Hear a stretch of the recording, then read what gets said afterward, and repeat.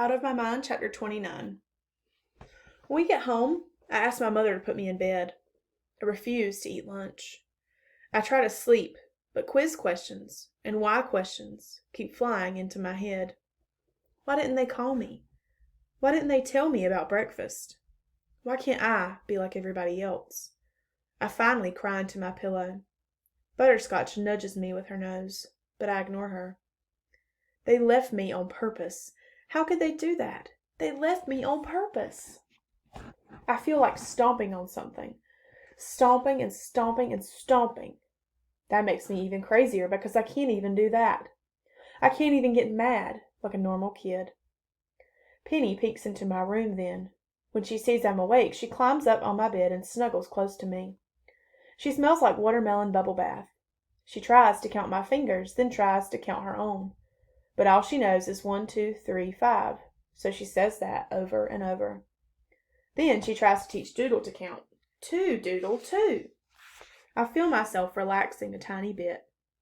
"Oh, here you are, Penny," Dad says from my doorway. "Are you making Dee Dee happy?" "Dee Dee, good girl," she tells Dad.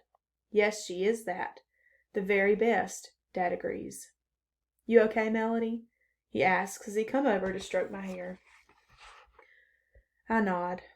I point to Dad's left wrist, which is wrapped in an ace bandage. "Yeah, it hurts," he says. "That was a dumb thing to do, but I guess it made me feel better." I nod again. He lifts Penny from my bed with his right arm. "Ready for a snack, Miss Penny?" he asks her. "Hot dogs!" she demands. "Do you want me to fix you something, Melody?" he asks me. I'm not hungry. I shake my head, then point to the clock. "Maybe later," Dad says. I smile at him and he quietly leaves the room with my sister. The phone rings. I hear Mom say, "Oh, hello, Mr. Deming." She walks quickly into my room, portable phone to her ear.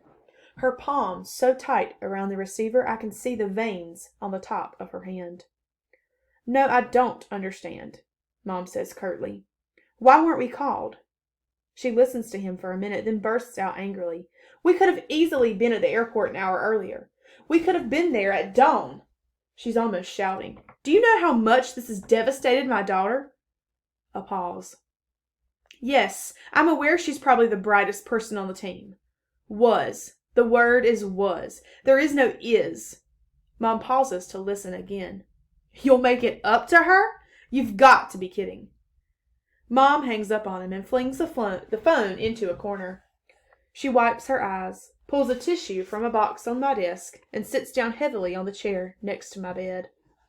I listen to her blow her nose. Then I turn over.